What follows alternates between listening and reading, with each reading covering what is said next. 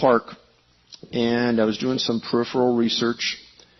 And at the end of the day, I went to a lodge off the park's entrance. And late that night, not late, 7:30 or 8 o'clock, I get that knock on the door. And there's two people standing there, and they say, hey, we're from the Park Service. And I think, okay, here it comes. They're going to really try to fry me. I said, no, we know who you are. We know your research. We've actually read your books, and we want to talk to you. I said, okay, come on in. And they lay out this story of people that have disappeared at parks they've worked at in their career. And both these individuals had been around 15, 20 years, and they worked at 3 or 4 different parks. Now listen carefully to what they say.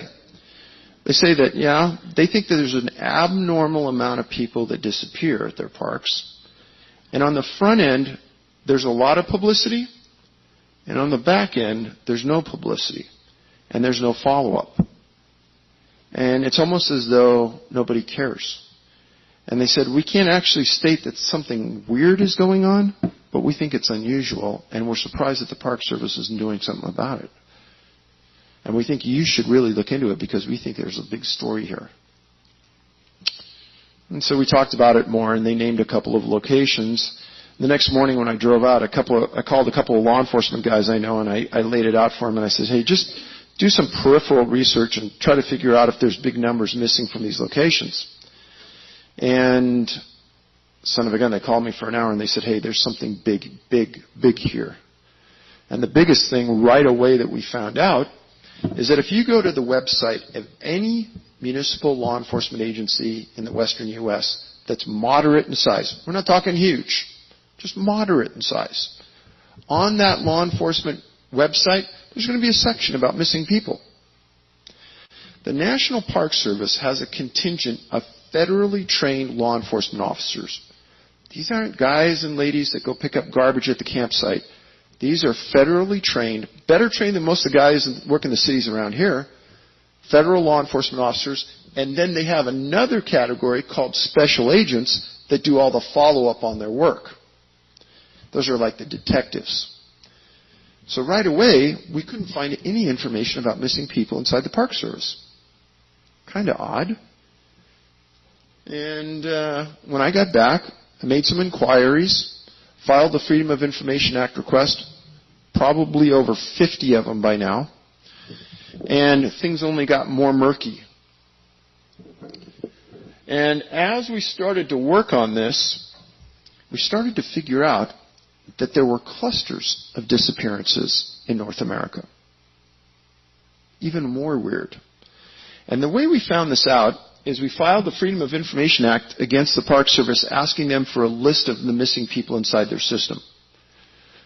Now, I could teach anybody in this room how to keep track of missing people in 15 minutes or less with a clipboard and a binder paper. The date they disappeared, their name, the location.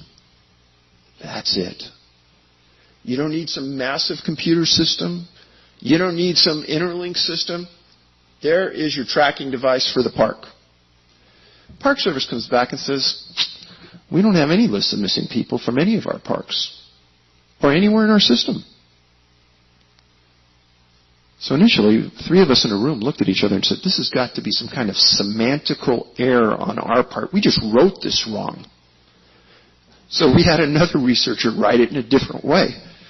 And about 3 weeks later, we get a response back, no, we understood your first request. We don't have any lists of missing people. So I called the head of the Freedom of Information Act for the Park Service in Denver. Very nice lady. Charis, Charis Wilson. Very nice. Very helpful. She goes, Dave, it's embarrassing to say we don't have any lists according to the parks. I said, none? None. I said, okay, now I'm going to start pulling some strings here. I've written 2 books, published 2 books from a fairly big name publisher. So according to the Freedom of Information Act, I can get what's called a publisher's and author's exemption to any costs incurred when I make a request under FOIA. So I requested that, and I asked for a list of all missing people inside their system and all missing people from Yosemite National Park. 6 weeks later, I get a call from an attorney in the Park Service. I know something weird is going on. Mr. Paulides, we've got your request, and we're going to charge you. We're not going to respond or authorize the author's exemption. I said, why not? Well, we looked, and we have determined that your books aren't in enough public libraries to qualify. I said, can you point to where that is in the FOIA? We're not going to address that. It's nowhere in FOIA. That is not one of the criteria. It says published author. So he says, but we can come up with that list from all of our parks. And we can come up with that list from Yosemite for you. From Yosemite, that list is going to cost you $34,000. And the list from our parks is going to cost you $1.4 million. This isn't a joke. So I put him on the speakerphone. I said, say that again. Some of the other guys, all law enforcement guys are sitting in the room. After we got off the phone, we said, we were even more determined than ever because we knew something is really, really wrong. And so there started the next 3 years of us camping out wherever we could to find archived information on missing people. And we just honed in, first of all, on Yosemite because it was in our backyard. And that is the cluster of the largest mass of disappearances in the wilds of North America anywhere. And folks, I'm not talking about mountain climbers who disappeared on the side of El Capitan, people who fell into rivers, people who were suicidal. All of those were eliminated. We're looking for a specific type of disappearance which can't be answered. We're talking about the true whodunits. Nothing like this has ever been done before. So, talk about the rangers. Initially, lots of publicity, then none. No tracking mechanism for all the distant people, and the attitude of their own national park system wasn't correct. Also, another thing, people that disappear inside national parks, 80% of the time you'll never find them on a database, anywhere in North America as a missing person. Why? That's not right.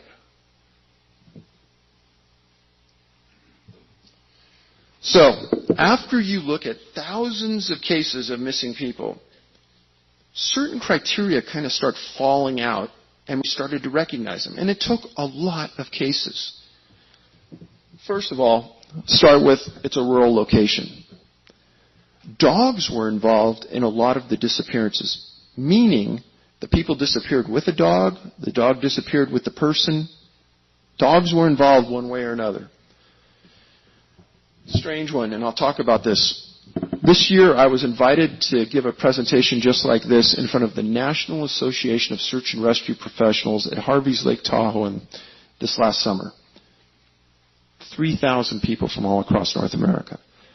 2 of their administrators read my books, and they said, Dave, you got to talk. And I'm telling you, I hit a bone with them. These people have canines that track. Sometimes they're concerned when they don't want to track.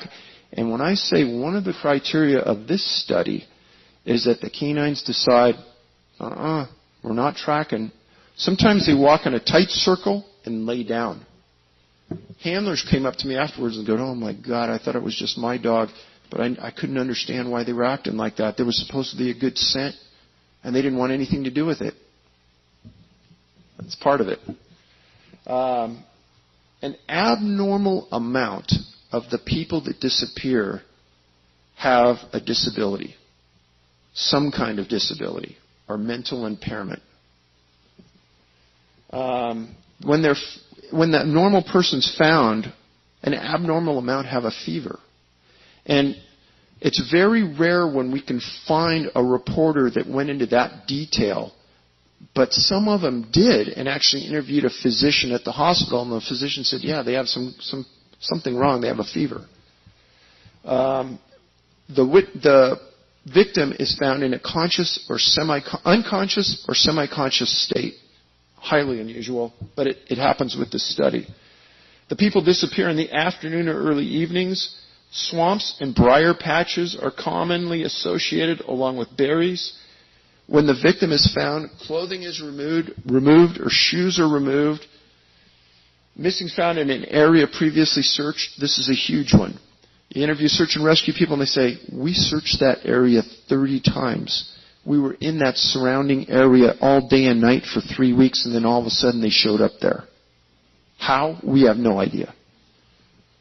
The victim can't or won't remember what happened. This diagram on the right, committed to memory, those boys have never been found, and they disappeared in the wilds of North America. Top left, Douglas Legg from New York, 1971, was with his family, super wealthy family, near the Adirondacks in New York, on a family vacation, disappeared. They brought in the Green Berets to search for him.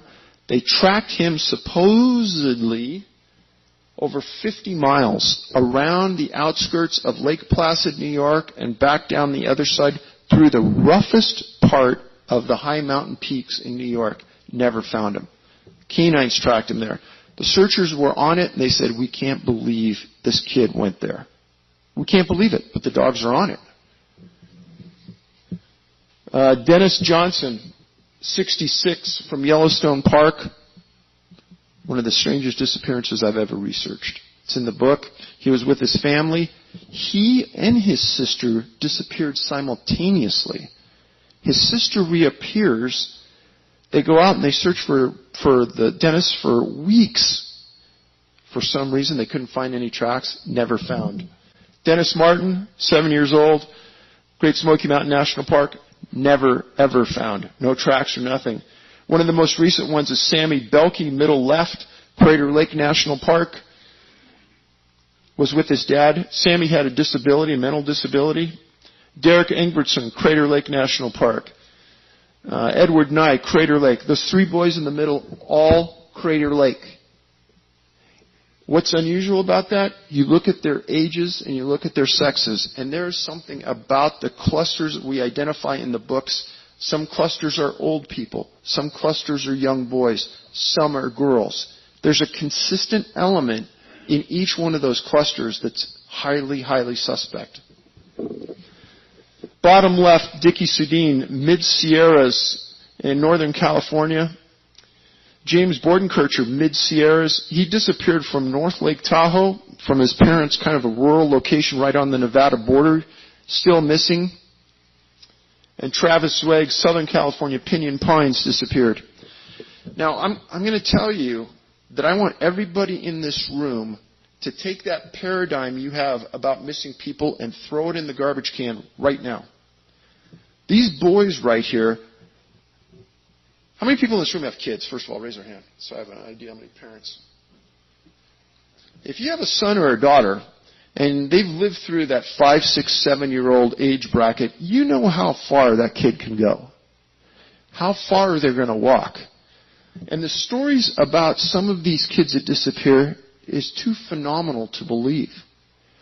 When you talk to search and rescue people, there isn't one I've ever met that said that they shouldn't be able to find a 6-year-old boy that disappears in the wild. Now, animal attack has been eliminated from this. If there's an attack on a child by an animal, there's going to be a scene. There's going to be blood. There's going to be hair. It's going to be obvious, and the canines will hit on it. That's not what happened here. In this diagram right here, the boys were 2 to 14. 3 boys were 8 years old. This is about women who disappeared now. Teresa Breyer, Shut-Eye Peak, kind of up above Fresno in the Sierras. Stacy Arras. That one right there, I will never give up on this case. I lived in Los Gatos, California for about 20 years, Northern California, right outside of San Jose. Stacy lived in Saratoga. And right when we started on this, that was one of the first cases that I got hit with. It was in 81. She was with her dad, and they were in the high Sierras of Yosemite riding horses into a backcountry area with 6 other people. They ride up to these cabins that are in the middle of nowhere, and they had rented them with the backpacker and the horseman. They get off their horses. Stacy and her dad go into one of the cabins that they're sharing, and she comes out with her dad, and she says, "Hey, Dad," she's got her camera. She goes, "I'm going to go over to this point right here. I'm going to take some pictures, and I'm going to go with this other man, a 71-year-old man who was on horseback." She and the 71-year-old man walk 20, 30 yards out to this point, and they sit down on a boulder. She's taking pictures with him. Everyone can see them. They're not very far away. In this portion of Yosemite, there's a lot of boulders of granite, a lot of just straight granite. She tells this man, she goes, "I'm going to walk down to that lake right there and take some pictures of the lake 200 yards away." Okay. So her dad and everybody sees Stacy walk by herself down to the lakes. It was the last time Stacy was ever seen. I talked to her uncle, who was part of the search team, and they said, "Dave, we searched for a month. Only one thing we ever found, and that is right at the entrance to the lake area when they were walking in amongst the trees, they found the lens cap to her camera sitting on laying on the trail. Last thing they ever found." Now, what's important about this case is that I've made a Freedom of Information Act request for the Park Service for this case file. Every other case file from the Park Service where I name the person and the location and the date, if I spoon feed it to them, if I lead them to it, I'll get it. I lead them to this case, and they say, "No, you can't have it."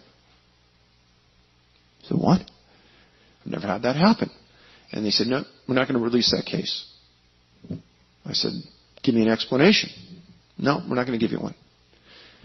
A week later, I get a call at home from the special agent in Yosemite that has this case. His last name was Yu. Why Yu? I'll never forget it. Yu says, "Mr. Paulides, why do you want this case?" Violation of federal law and the Freedom of Information Act. The government entity that you're filing the Freedom of Information Act against cannot use your reason as a rationale to give you the case or deny the case. It's irrelevant to them. I said, "Hey, Special Agent Yu, I'm going to be polite. I'm an ex-law enforcement guy, but that's an inappropriate question. You can't ask it. I can ask anything I want." "Okay. So I want this because I'm writing a book. We're keeping track of missing people. I want to understand the circumstances of how Stacy disappeared." He says, "Well, she disappeared. What else you want to know?" I said, "Is this a missing persons case or is this a criminal investigation?" Two different types of cases in the law enforcement world. If there's a crime involved, it's a criminal investigation. Missing people is not a crime. Now, if there's a suspect in the disappearance, then it's kidnapping or abduction. Now it's criminal again. So I asked him that. He says, "No, straight missing persons case." Okay. Are there any suspects? No.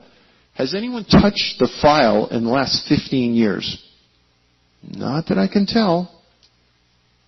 I said, "Then what's the reason you're denying me access?" "Yep, we just made a decision that on this one you're not going to get it." Okay, so I appealed through my congressman, and I got denied again. So I went to her uncle, and I said, "Hey, why would they be denying me this?" And he says, "Well, have you gotten other cases?" I said, "I have a stack in my room that's 10 feet tall." And he says, "I have no idea, Dave." And to this day, I have never seen that case file. I wrote about it. I wrote about the elements I just told you. And we accumulated probably 20 different articles so we could kind of piece the story together. What happened to Stacy Harris? I don't know. But it's troublesome when a federal agency says they have to give you information and they won't. If I had the money, I'd probably take them to federal court and sue them for access. We don't have that kind of money. Lynn Olson in the middle left, I write about her. She disappeared from Wyoming. She was staying at her grandparents' dude ranch. She went down to a lake to take a summer swim, disappeared. They found a pile of her clothes under a tree, never found her again. She wasn't in the lake. Marjorie West was picking wildflowers, disappeared in Pennsylvania. Anna Waters disappeared from Half Moon Bay, California. Very strange disappearance. Thelma Melton, Great Smoky Mountain National Park. Gloria McDonald disappeared from a state park in Arkansas. And Ruth Jacobs disappeared from Amador County in California. And those are 9 of the biggest whodunits you'll ever see. But there's 400 of those cases that we write about in both books. People should never disappear and not be found. Grab that thought. If somebody disappears in the wilds up there in the hills, they should always be found. Because once somebody dies, after about 1 week, your body starts to gas up. It gives out specific odors. And canines can actually pick out a body that's decomposing under the water and are giving out minute amounts of bubbles. They can pick out the body on top of the water. So to not find a body after weeks, let alone days, it's very strange.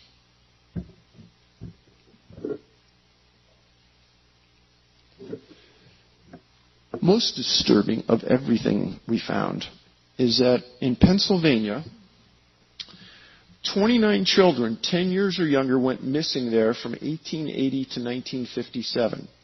In 1941 alone, 3 children vanished 5 months apart and were never found. There is no state in the United States where there are so many children missing and never found. Ever, anywhere.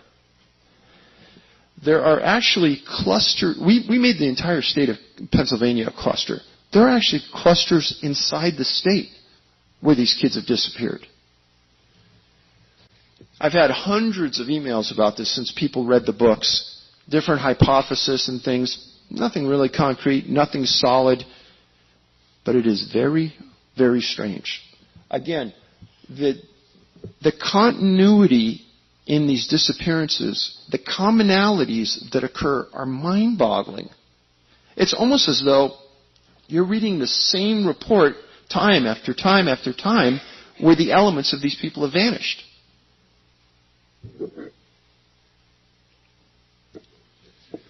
So,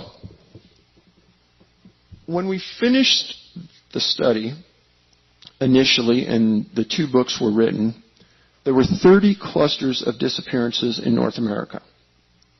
Now we've identified 4 more. 3 or more missing from each cluster minimum. Maximum, there's probably over 30 in Yosemite and a few other locations. The top locations, Yosemite, Crater Lake, Mount Rainier, Sequoia Kings Canyon, Great Smoky Mountain, Glacier, and Rocky Mountain National Park. This is the map, and this is a map we keep updated, of the disappearances. This is just outside of Los Angeles, some of the huge mountains that are around the LA basin. Surprisingly, a lot of kids and young adults have vanished permanently and never been found that fit the criteria. This is Yosemite. Starting right here, this is the area around Mount Shasta. And then you can almost draw a straight line up through the Cascades. And now that map would have 3 or 4 more dots in Oregon and Washington where there have been disappearances and a cluster is identified. Then you curve around the north into Idaho, Montana, down through Wyoming, Colorado, unbelievably down in Arizona. On the far right, the big cluster on the bottom right is Great Smoky Mountain National Park. And then up through the panhandle of the northeastern United States, you talk about disappearances. I mean, probably now we would add another 20 or 30 in the last 18 months that aren't even on this map. But if anybody follows the Appalachian Trail, something about the Appalachian Trail and disappearances of people, and I can't put my hand on it, I don't know why, but the Appalachian Trail walks right through the heart of many of those East Coast clusters. A strange circumstance. Talk about one case that kind of epitomizes what we found in a majority of these cases. A boy named Keith Parkins, 2 years old, from Ritter, Oregon. And Ritter is sort of on the eastern edge of Oregon. He and his family went to go visit their grandparents' ranch. And there are booklets that are written for search and rescue teams to follow. And it's kind of a guideline on how you set your grids, how far out you look, how you allocate resources. So 95% of all children 3 years old or younger are found in 2 miles or less from the point they're last seen. An important statistic when you're out searching for those kids. So an article, April 11, 1952, says a little boy ran and stumbled over 12 miles in 19 hours, was found unconscious this morning, and is expected to recover. His mother said the boy has apparently forgotten his night of horror. His pants, she said, were torn to shreds, and he climbed through fences and brush in the mountains. That's a direct quote from the article. Okay. 3 years old. Okay, I have 2 kids. I remember what they were like when they were 3 years old. Could they run or stumble or walk or crawl 12 miles through the mountains in 19 hours? I want to find the kid that does that. I don't believe it's possible. How he got over fences and through creeks and rivers? How do you do that? So Keith crossed 2 different mountain ranges, several barbed wire fences, creeks, and was found in a dry creek bed. Another important statistic in these studies is that people are found in or near creek beds. But when we wrote this up, 4 of us were sitting in a room, and it's like we had an epiphany all at the same time. My question to you is, what were searchers doing 12 miles from the location 19 hours after the event?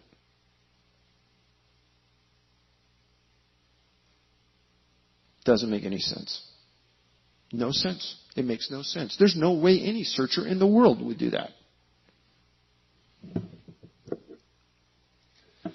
One of the most concerning disappearances occurred in my backyard, Rocky Mountain National Park. Anybody here ever been there? All right, good. So he's with his family, and he's pretty deep in the mountains. They're walking up 30 feet from a river. Mom, Dad, Alfred. And that's his picture down there in the lower right. And all of a sudden, parents turn around. This is how quick it happens, too. There 1 minute, gone the next minute. They say he was gone. Park Service, I can understand it. They immediately thought he fell in the river. So they got permission from Fish and Game to shut down the river, block it, and they searched it for 5 days. This is the actual picture of what they were searching and when they were searching. They looked under every boulder. They looked under every rock. They put a fence line and barbed wire fence at the bottom so they wouldn't miss him when he flew by, supposedly. They never found him. But they brought in some new bloodhounds, and they tracked the boy 500 feet uphill from where the parents were. But he disappeared behind them. So the parents, right from the beginning, told the Park Service that he didn't fall in the water, and they felt that an abduction had occurred. They never clarified why the abduction, but they said he was abducted. There's no way our boy's going to leave us like that. So more bloodhounds were brought to the scene, and all of them walked 500 feet up the trail, and there's a fork in the trail, and they laid down. Not normal behavior. But all of them did exactly that. So as all this is going on, there's a husband and a wife backpacking way, way up in the woods. They don't know anything's going on. And as they're walking down, they're resting, and they think they hear something up above them. So the husband gets out the binoculars and looks up at this rocky crag, horrific location, way up. He sees a little boy sitting on a ledge of a rock, like 300 feet above him. Hands the binoculars. The wife goes, I can't believe I'm looking at this. Look at this. She goes, oh my God. I said, well, what crazy parents would allow their kid to do that? And then all of a sudden the kids jerk back. So again, they don't know anything happened. They walk down into the park, and they just see a lot of cars and everything, and they hear a boy's disappeared, but they don't really know much. And they drive home into Denver the next day. Alfred's picture's on the front page of the Denver Post. And both of them look at each other and say, "Oh my God, that's the boy we saw." They drive back up into the park, they meet with rangers, and they tell the rangers that where they saw Alfred. And the location is called Devil's Nest. One thing I write about in the books is locations in the woods are named for certain reasons. Say it's Miller's Creek. Well, maybe old man Miller lived on the creek in the 1800s and he named it. The word devil comes up more than it doesn't in high altitude disappearances. And it's something that I want you to keep in the back of your mind when you're reading the books. That word devil, why did that location get that word devil? Well, initially the Park Service doesn't believe either one of them. And they separate them and they interview them independently because they didn't believe them. They both tell the same story. We saw a little boy up on that ledge. They said there's no way a boy could get up there. If we get up there, we're going to have to use carabiners and ropes, and it'll take us a day and a half, 2 days. Make a long story short, the Park Service puts 30 guys on it. 2 days later, they reach the nest. They look around for 2 days. They find nothing, and Alfred Beelarts was never found.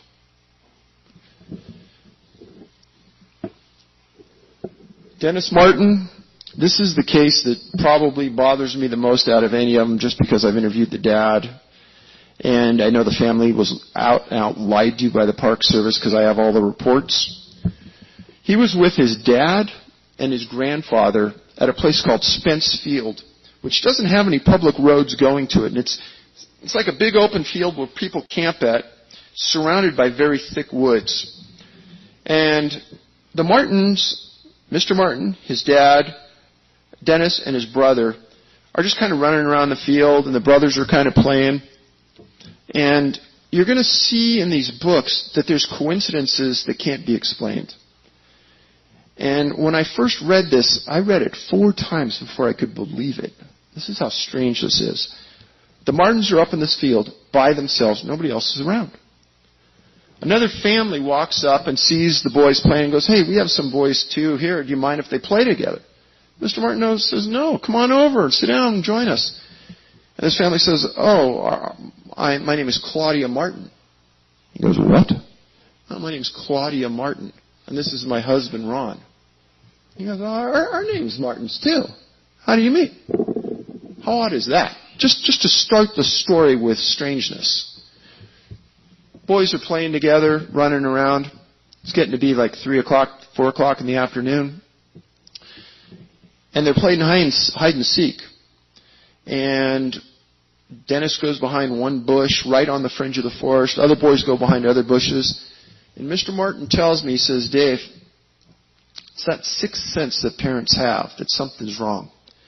All the boys are starting to come out from behind the bushes, and my son wasn't. I got up and walked 40 feet right over to that bush, and my son wasn't there.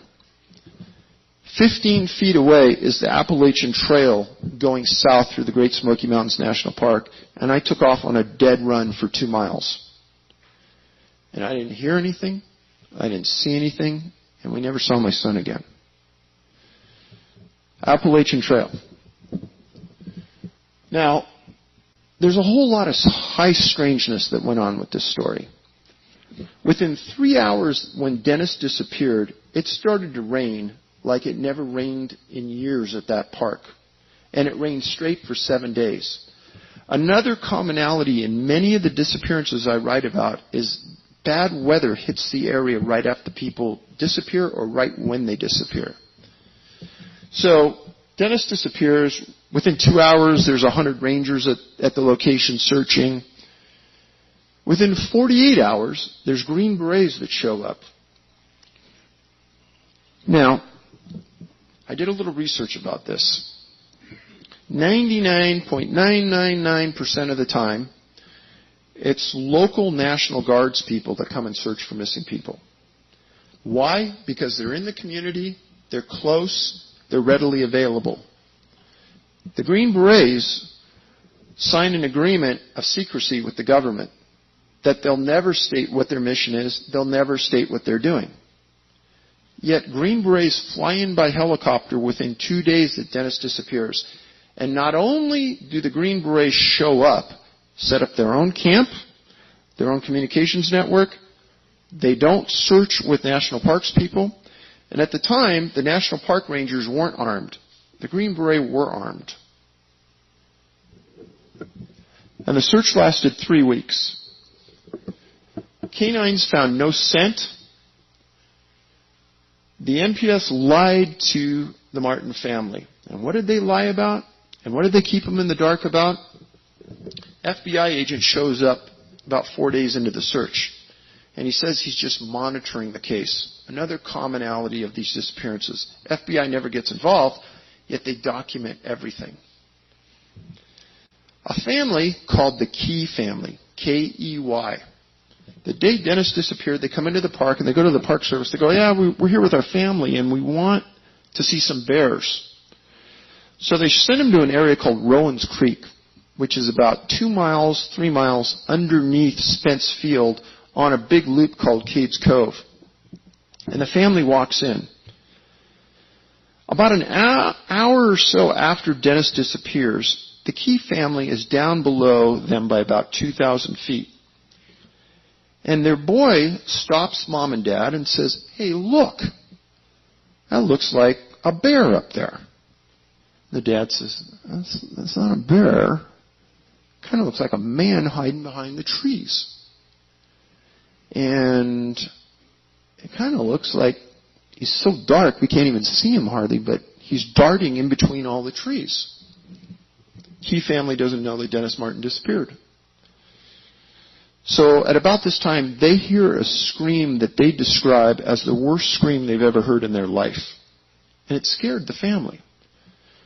They went back to their car and they drove home. The next day, across the front of the Knoxville Times, boy disappears in park, 3:30, blah, blah, blah. Mr. Key looks at this and goes, I wonder if we could have seen something that applied to that disappearance. So he calls the FBI, and he says, hey, I'll meet you guys at the park, and I'll show you where we were so you could kind of connect the grid lines. FBI agent says, no, we'll come to your house. First of all, highly weird. I'm the agent. I want to see exactly where they saw it, and I want to understand it. So FBI agent goes out. Mr. Martin had an agreement with the Park Service that he would be told of any leads, anything, anywhere.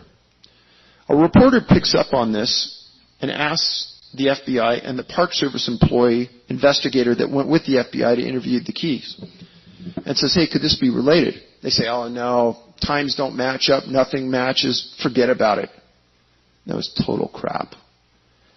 What happened was that the head tracker for the Park Service grabs the special agent that went and says, hey, what's the truth? And the guy tells him the timeline, tells him everything. His name was Dwight McCarter. I interviewed McCarter and I said, hey, what is the truth? He says, the truth is, Dave, it all matched up. That was the best lead we had. And unknowns to me, and I don't know why, the Martin family was lied to. And I went up to Mr. Martin, and I couldn't live with myself. I told him, hey, let's you and me walk that path directly from where Dennis disappeared down into Cades Cove. Let's see if we could do it in that time frame. They actually did it at a brisk walk. It wasn't even a run. Now, I interviewed Mr. Martin. And again, like I said, the worst interview you can imagine. And when I end an interview with somebody, and I'm perplexed, and I'm looking for leads, I always end it like this. I said, hey, is there something that is missing in the news accounts, or have I missed something in my investigation that I should know? And he looks me in the eye and he goes, no one's ever asked me that. He goes, you know the Key family? I said, yeah. He says, well, I think, Dave, you're onto something there. He says, you know what else they lied to me about? What's that? He says, well, the Keys, when they saw that thing darting between the trees, it had something on its shoulder. It was carrying something on its shoulder. And not only did the FBI not put it in the reports, but the Park Service never reported it to them. And in the Freedom of Information Act request, there isn't one mention of that Key family observation. It was only mentioned in the Knoxville Times.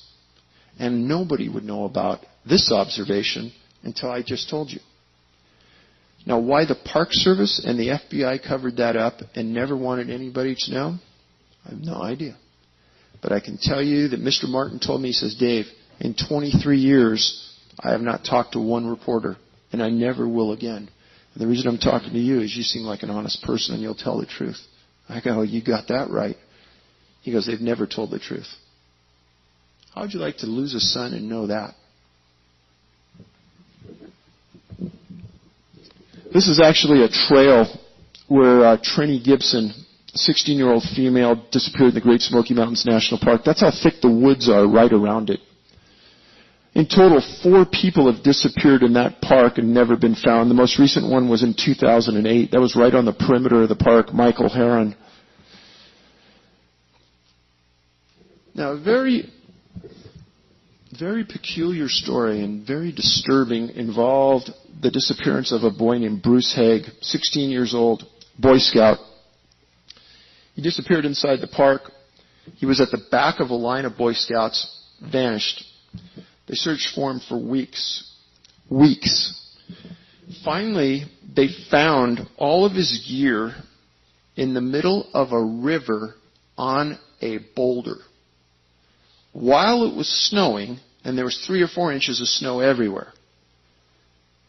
The assumption is that in the middle of this massive snowstorm, he waddles into the river, takes his backpack off, takes everything out of the backpack, and neatly puts it on this boulder in the middle of this river. They search. They decide to go upstream, and 2 miles upstream from where they found his backpack, they found Bruce Haig dead sitting against a tree, frozen to death. The disturbing thing about that story is that Bruce Haig's pants were pulled down to his knees, and his boots and socks and gloves were taken off. Now that story may sound very, very strange, but even stranger than that is that at Crater Lake National Park, 19 years earlier, a guy named Charles McCullough disappeared. And Charles was at the lake during the winter as well, disappeared, and this was a year where they had 25-foot snow drifts around the lake. And at Crater Lake, there's one road that goes right to the lake, and then that's it. And essentially all the backcountry's closed. Charles just came there to take pictures. He didn't have any special gear. He didn't have anything except a little backpack. Vanished. 2 years later in the backcountry, I think it was 8 or 9 miles from the point he was last seen at the lake, some people were hiking in the wilderness, and they found some bones that they thought were human, and they called the Park Service. And 2 rangers ride out to the scene. I interviewed one of those rangers.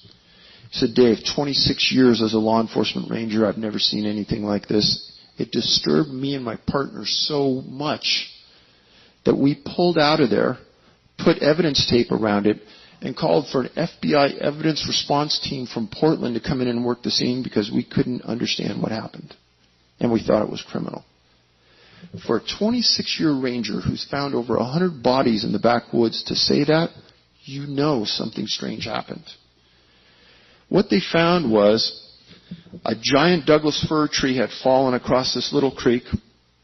On the other side of this giant Douglas fir is they find a pair of pants, Levi's, the belt buckle undone, the pants and zipper undone, and the pants, he said, it looked like the boy had melted right into the pants. They were completely right down to his socks. And he says, but you see, the belt buckle was undone. The belt buckle on the pants was undone, and the zipper was down, Dave. Remember that. And he says there was only one bone in the right leg, and it was a broken tibia bone. That's the shin bone. And he says in the socks there were little bones. He says we never could find the femurs, the hip bones, shoulder bones, the spine. We found a small part of the skull about 15 feet away, and everything else was in the size of very small pieces of bone scattered throughout the area. But he says, Dave, I've recovered a lot of people over the years, and one thing I always find boots. because boots can last up to 100 years in the wild because of what they're made of. We never found his boots, Dave. And he says that ended up being Charles McCullough. In an area that was absolutely inaccessible by anybody in the winter. Even in snowshoes, he said, because of the piles of snow and the drifts were so large. Now, I almost stumbled out of my desk when I read the McCullough case and the Haig case and their similarities.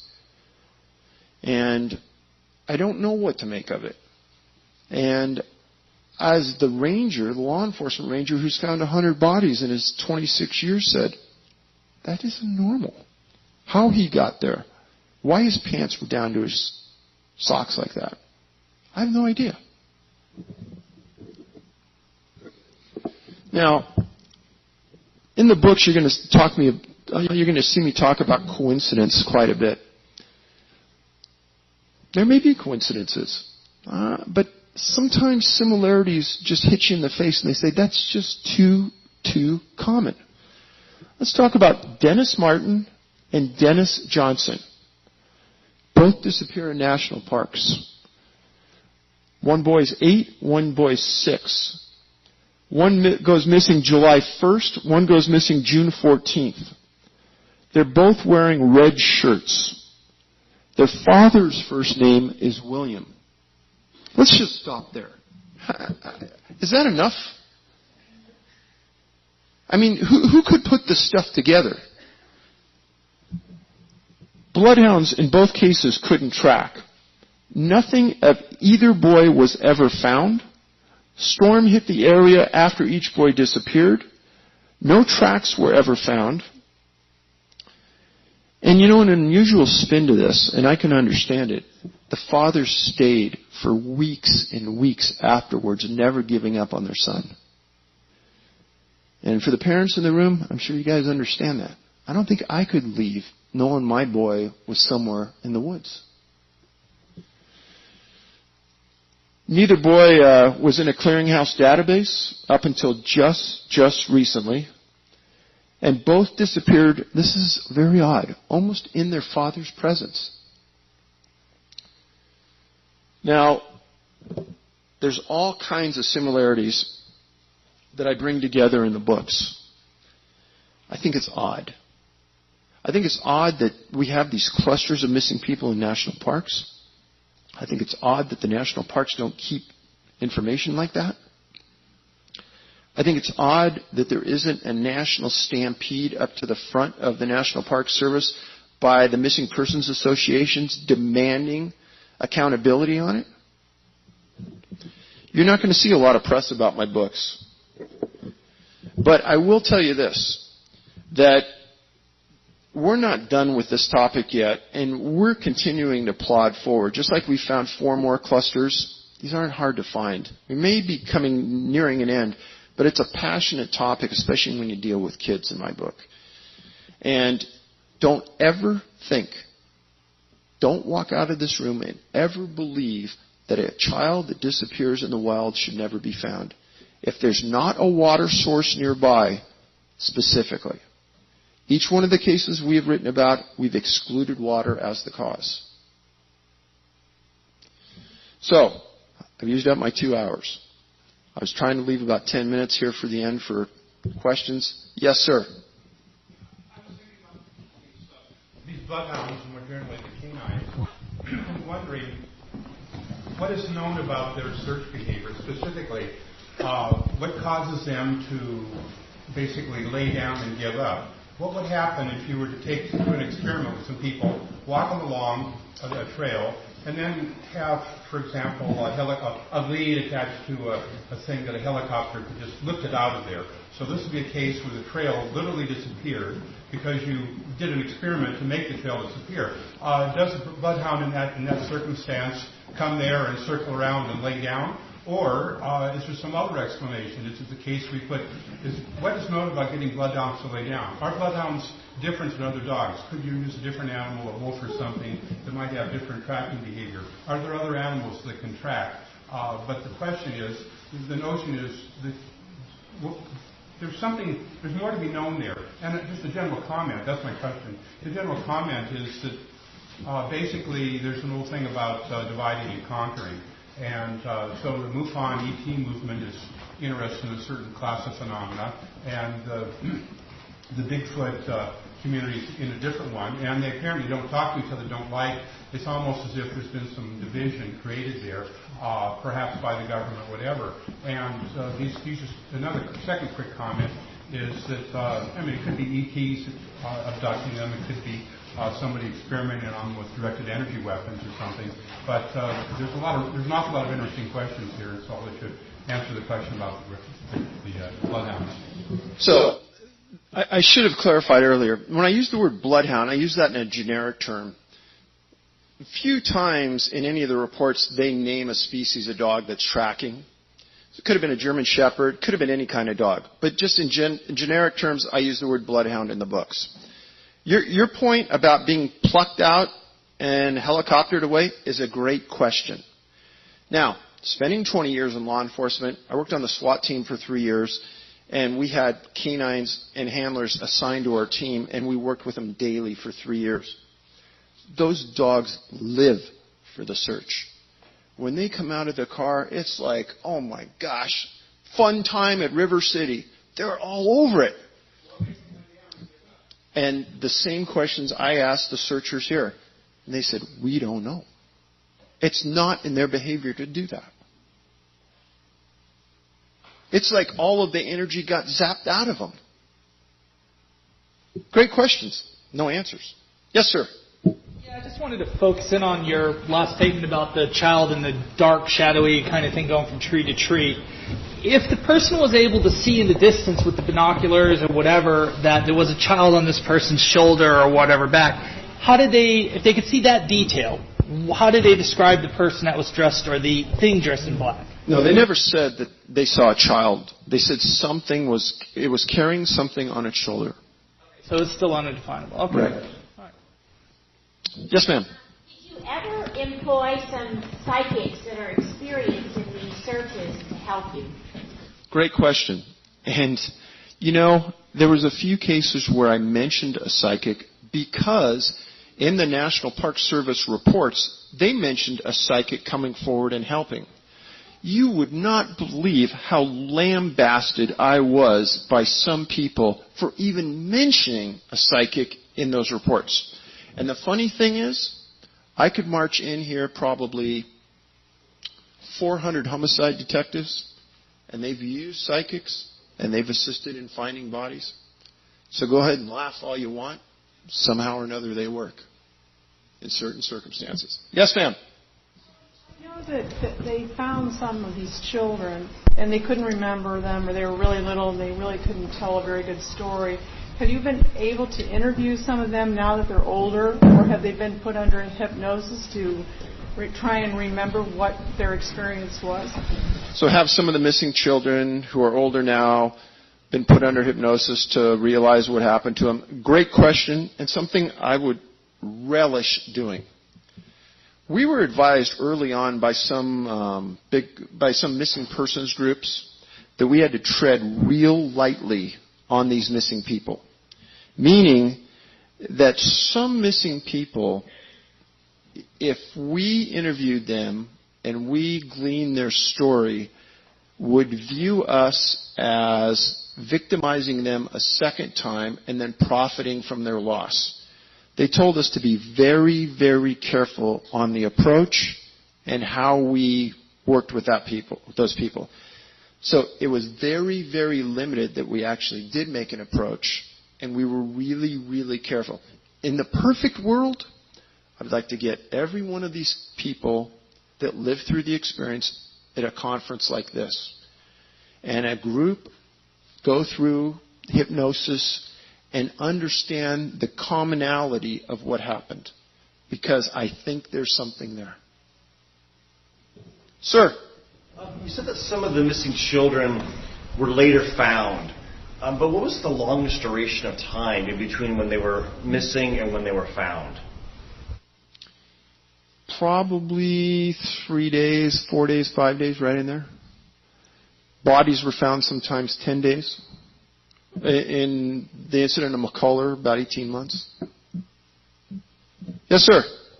One of the times you were on Coast to Coast with George Knapp, I believe George brought up the theory that this could possibly, it sounds like alien abduction in some of the stories. Have you given that theory any more thought? So, during the last year, I probably got 3,000 or 4,000 emails. And unbelievably, I respond to everybody. And I think that's important. And I think that probably 7 or 8 I've received over the years were 10 pages long or longer. And they honed in on a hypothesis of what happened. And I can honestly tell you that 6 out of the 8 I would have never thought of a year ago. Yet, I couldn't exclude it 100% today. So, certain elements of this mimic other elements that we know about. So, yes and no. I mean, my eyes and my vision of what's going on has tripled in size. I hope I answered that. I don't mean to ignore it, but yes. Earlier, you said that after one of these abductions or missing persons takes place, you said that the weather changes pretty significantly. Is that 100% of the time, 90% of the time, 75% of the time? A large percentage of the time. Yeah. You said in one of the books that some of the victims had lacerations going from head to foot as if they were carried. You mentioned about the dogs that they lay down. That's also mentioned in the Bigfoot book, occasionally previously mentioned. Is there not an implication that some of these are perhaps related to Bigfoot, even though you perhaps don't want to say definitively for all of them? Talk about the scratches. A lot of them have horrible scratches. And it's talked about by the parents and the searchers. And you see, I have a tough time understanding how a 2 or 3-year-old can move that fast through the woods and just... I can't imagine them just running and scratching themselves to shreds and their clothes to shreds. I imagine them working slowly. This thought of them purposely motoring themselves that fast doesn't make sense. Now your thought about being carried is one thought. Another thought that people have told me is, what if it happened by going up? It would have that same effect vertical. So it's that paradigm where, I'm caught in the same thoughts that you guys are, and every once in a while somebody brilliant writes me an email and catches me and says, "Ha, you didn't think of that." True. Yes, sir, red cap. There's a story in the Western U.S. and Canada book about a guy who takes a girl out with him and comes back later and says that she's been kidnapped by a family of Bigfoot or Sasquatch. Have there been any other reports of any witness to something like that happening with any of these cases, even in the eastern United States? And do you believe that these missing kids have been eaten? You know what's fascinating about that one story you talked about? The actual wording was a tribe of Bigfoot. Yes. And I thought, wow, that was years ago. That was Teresa Beyer. I don't know what to think. They arrested that guy for kidnapping and abduction, but they later released him too. So I know she's never been found. Sir? Do you believe that the majority of these are abductions? And also, I'm going to ask you your favorite question. Is there anything that you left out of these publications that maybe you've discovered since the release of these books that you can share that can shed some light on any of these cases? Is there anything I purposely left out of the books? No. And what was the other part? Are these abductions, in your opinion? I think in many of the cases, you would be foolish not to look at that angle. Sir? Have you done any research into the missing people on the Highway of Tears? We've looked at it. And we actually know some people in the RCMP. What that is that's a highway that runs through parts of British Columbia, and there's just been an inordinate amount of First Nations people, women specifically, that have disappeared. And they actually put a task force together about 2 years ago to work those cases. And it's unfortunate. It should have been done 10 years earlier. But there's a lot of whodunits. There's a lot of questions about what's happened there.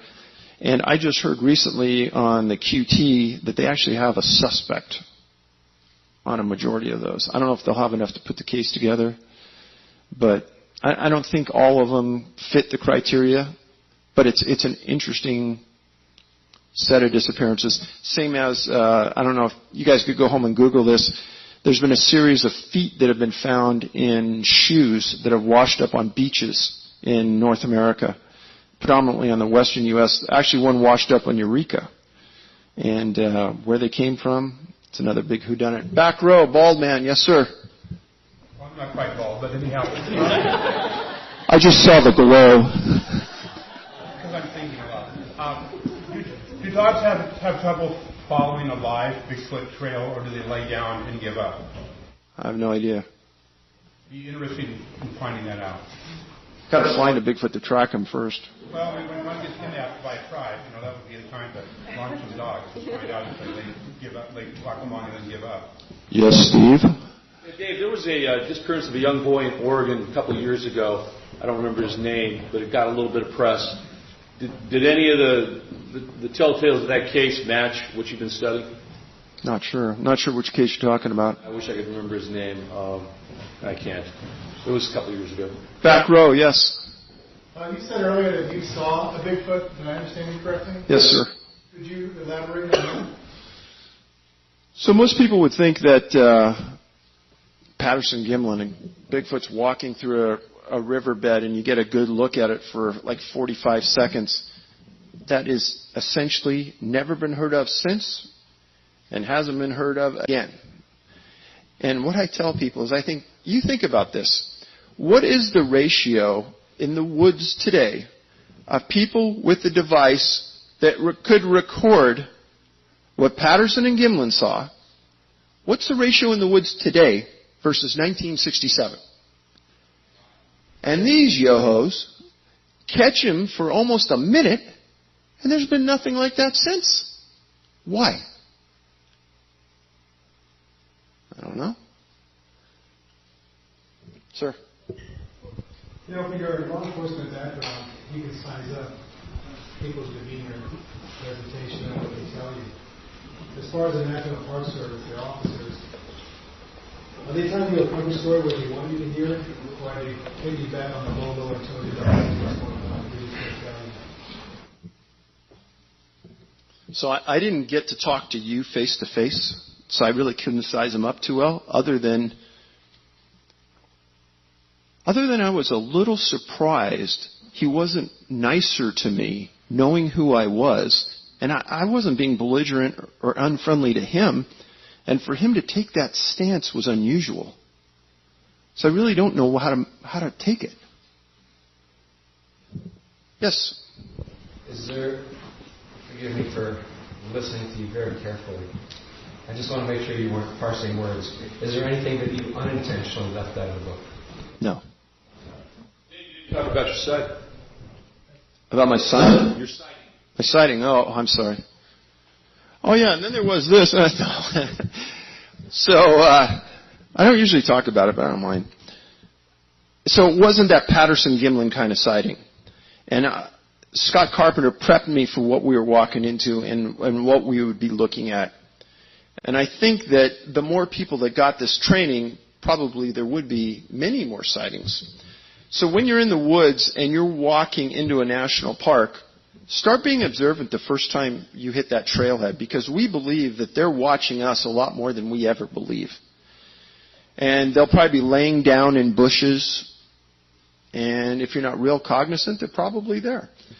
We walked in, and we got into an area where Scott had maybe 12 or 14 DNA samples, and there's a giant row of bushes 15 feet in front of us. Giant, about 8-10 feet high, thick.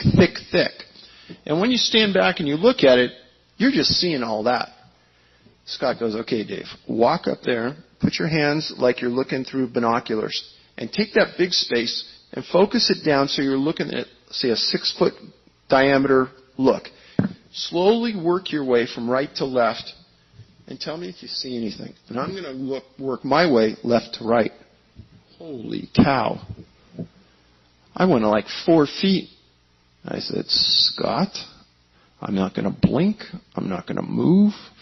But about 8 feet over from the right hand fringe and about 3 feet off the ground, there's a face as well as me staring at me right now.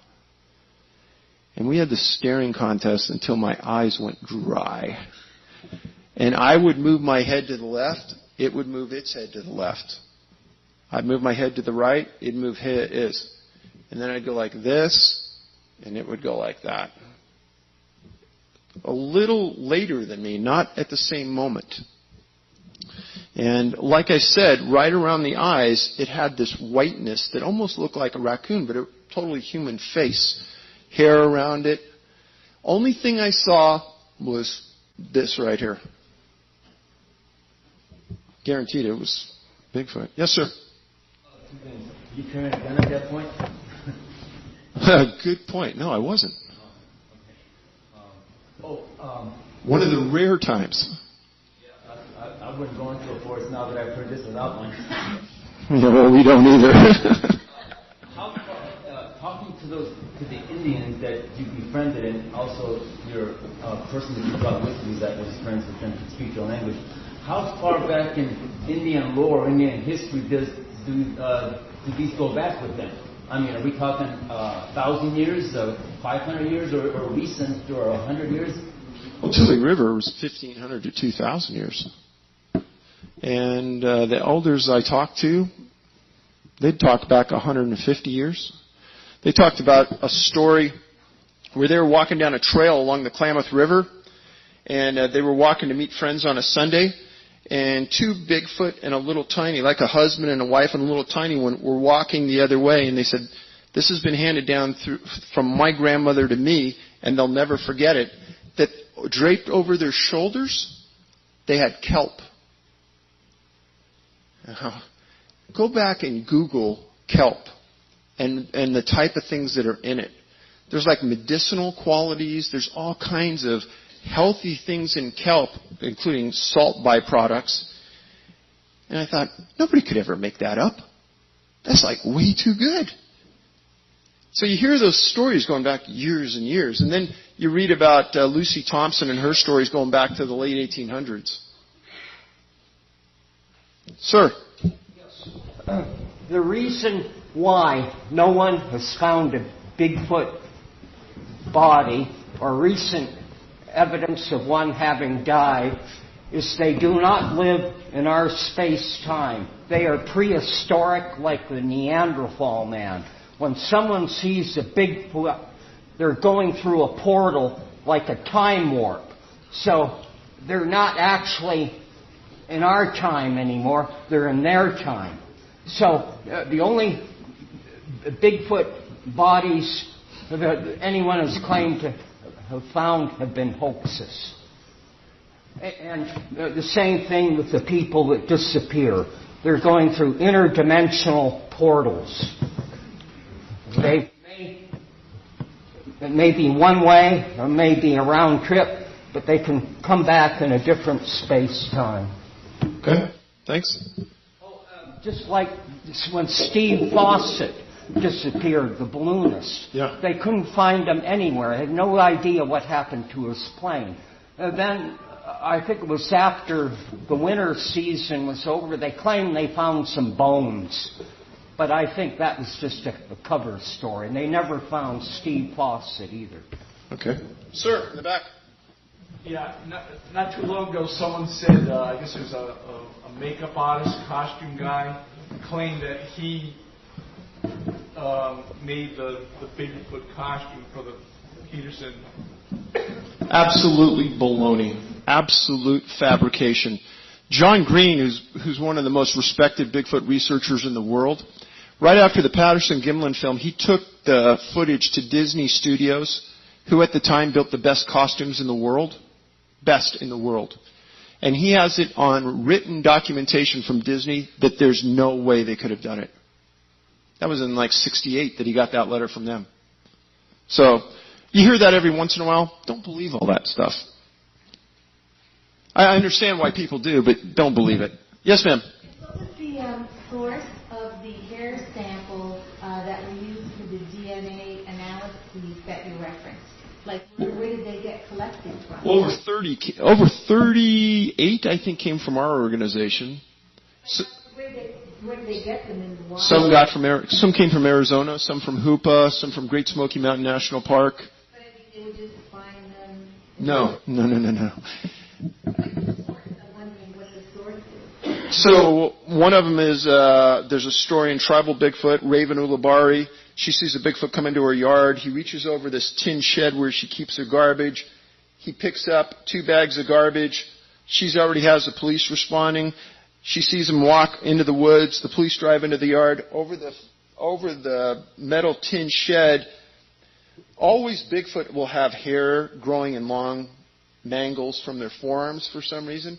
And a bunch was ripped off on this metal shed as he was pulling the bags over. And we got a big sample from that. That was tested.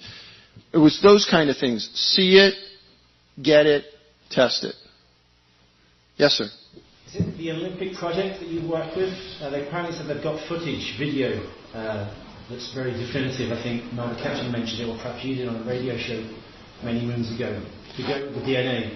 Is any release on that, perhaps, in the future? So the Olympic project doesn't have the footage. Adrian Erickson has the footage. And Adrian is a man from Canada. He bought some property in Arkansas, put a couple of researchers on it for a few years. The footage is outstanding. It's up to Adrian. I thought it would have been by now. There's been some little bits and pieces that have been, but just enough to whet your appetite. But he's got some good stuff. What do you think of Todd Standing and his footage? I don't know what to think. I mean, if it's real, it's outstanding. If it's a hoax, he's done a good job. I don't know what to think. I don't know him. Never interviewed him? Never did. Yes, sir. What was the cause of Bruce Haig's death? Bruce Haig. Bruce Haig. They found the body. Exposure. They did an autopsy. And you'll notice that about 95% of the time, when doctors really don't know why you died of exposure. Sir? Missing 411 type people, do you get people with full facial hair disappear? Great question.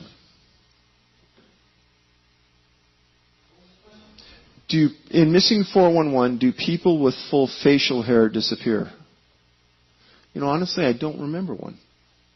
I might be wrong, but it just doesn't hit. It's a good question. It doesn't hit me.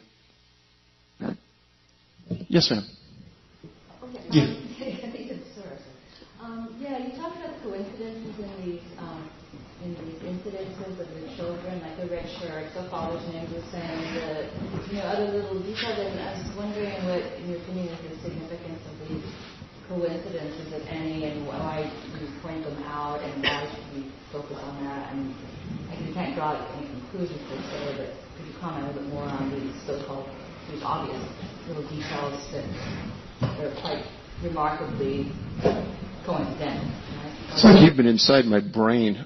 I wish I knew the significance behind them. But when they strike me as odd, with my background, they've got to strike you guys as being odd. And I point them out to maybe show the obvious or exemplify the obvious. It's something here more unusual than what we think is going on.